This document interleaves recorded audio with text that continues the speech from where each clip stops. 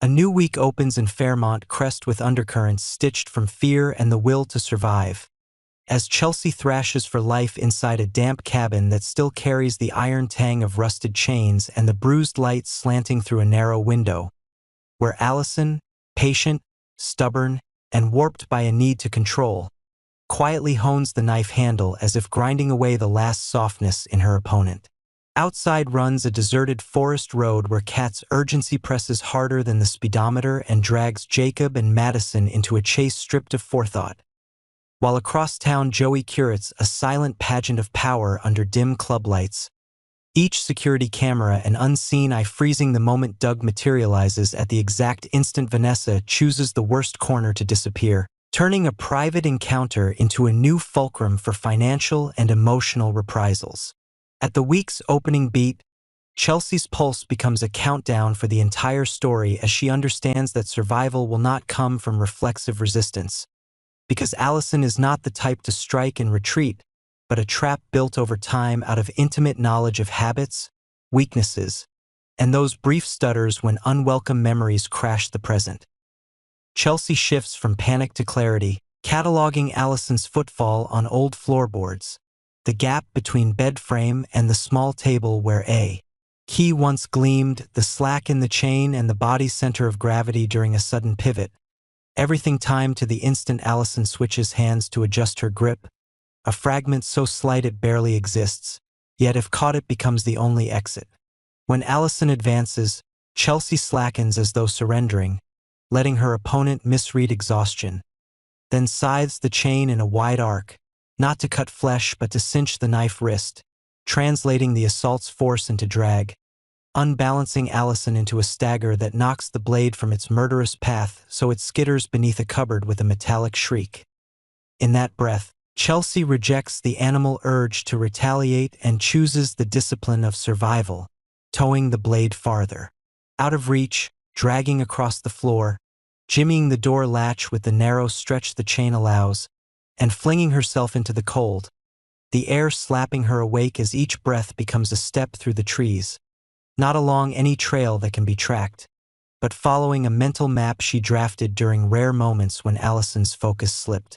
Elsewhere in the same hour, Kat drives with eyes pushed forward by fear faster than the readout can warn, ignoring the small voice that every road to truth requires the break of reason, while Jacob in the passenger seat clutches the phone like the last tether to local help,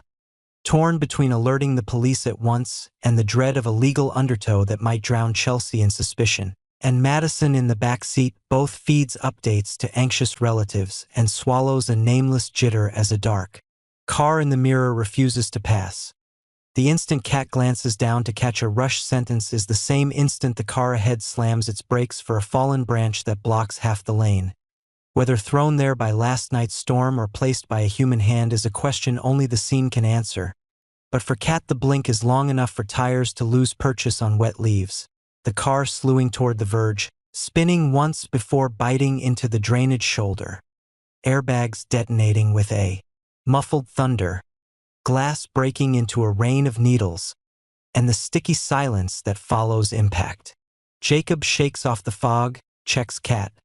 then rips open the rear door where Madison hangs pinned by her belt, breath on a jagged thread. No bright spill of blood, yet the ash of her skin and the faraway glaze of her eyes painting an injury that demands immediate care.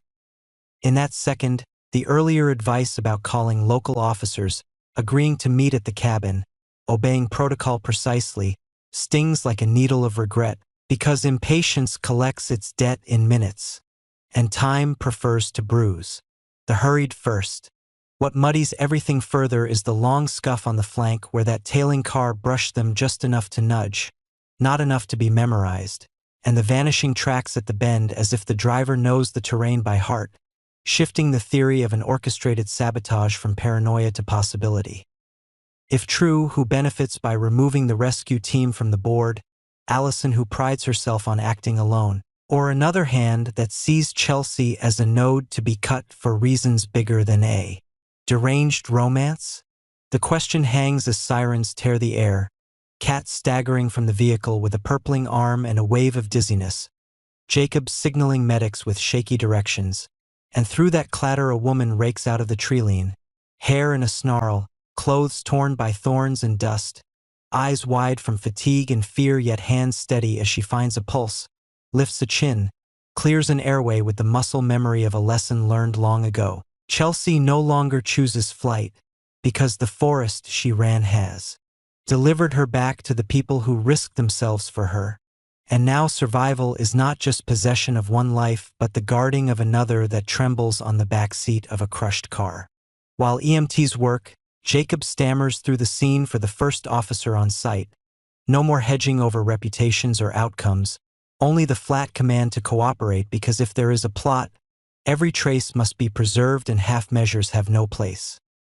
Kat steps away, eyes latched on Chelsea as if pinned by a nameless guilt, understanding that a distracted decision behind the wheel opened the fissure through which fate tumbled the worst direction.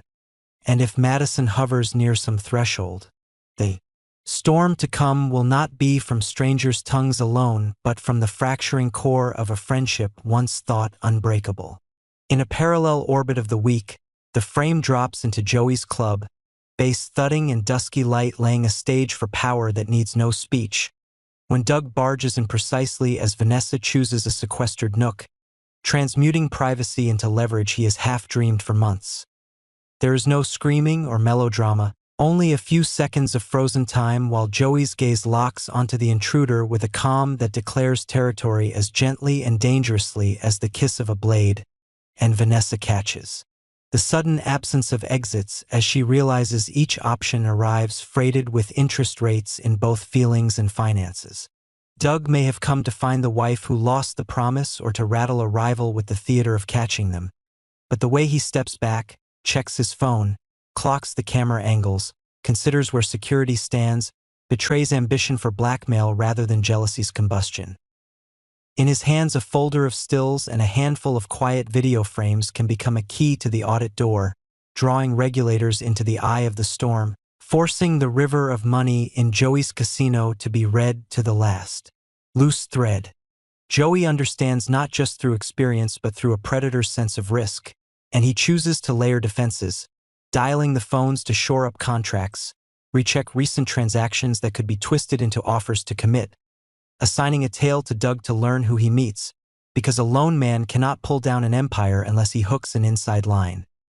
Vanessa therefore is thrust into a new grid where love is both bait and tether, where she must answer the question she never dared confront. Is she with Joey because of a heartbeat or a backdoor into the finance room? And if the latter, will she stand for becoming Doug's sacrificial pawn in the larger game?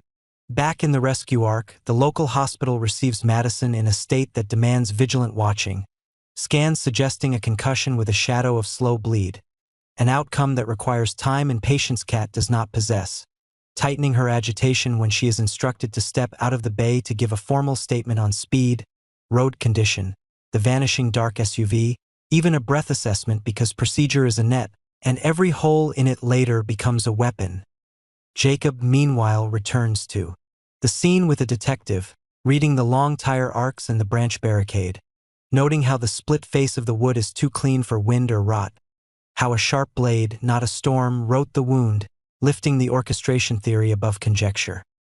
If that is right, who commissioned it? Allison multitasking chaos while circling Chelsea, or another cluster of hands that profits by prolonging disorder and monetizing a town rocked by Chelsea's ordeal. The question lengthens as Chelsea, after a quick exam and a spare, factual statement, refuses immediate protective relocation, insisting on waiting for Madison's status because running will not make safety permanent and she cannot abandon the life she helped steady in the road. In the waiting room she meets Kat's eyes, where fear, remorse, and a thin rim of hope stretch like a taut line over deep water, a plea for forgiveness that has not yet earned its hour,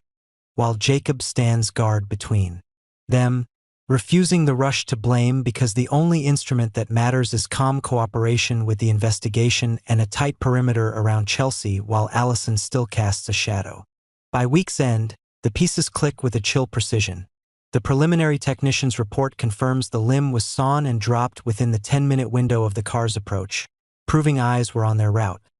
A traffic camera on the connector road records a dark SUV with no front plate before and after the impact, building a corridor of suspicion. On the club side, an unannounced administrative inspection descends, a coincidence that rhymes too neatly with Doug's morning visit to the agency, and Vanessa is called to explain access rights, login footprints, even the routine of her presence in the sound room that shares a conduit with the camera network, awakening her to how near she has wandered to lines she once treated as harmless. All these motions converge on a single late Friday image. Chelsea behind a glass pane watching Madison lie still, palm flat to pass a promise only she can hear, when the night desk officer pauses to say a stranger left an anonymous envelope, a long-lens photo of the dark SUV idling at the forest lip, and a scrap with coordinates for an abandoned storage shed where cable marks might still scar a beam from which the branch was hauled and dropped. Not a finish line proof, but a hinge that swings. Open a new hunt. In that tunnel where fear and guilt interweave, a small, durable light holds. Chelsea did not die. She broke Allison's first siege with a calm mind and a precisely timed turn. She returned to the instinct to care and held Madison close to the shore of life, and by planting herself inside the investigation rather than running again, she sends a crisp message that her story has shed the skin of evasion and now commits to a full confrontation. Kat cannot rewind the clock but can learn the confines of her reach, letting Jacob carry the tasks that require cold judgment, letting the professionals do the rest, hoping that when Madison wakes the friends once declared inseparable can mortar trust from shards of fear. And where the club lights dim, Joey rests a hand on the table as if on still water before storm, ready for the next wave when Doug plays the blackmail card and Vanessa is forced to choose a shore, because every decision in this week is tethered by the same thread. Only those who look consequences in the eye have any chance to shape their own endings.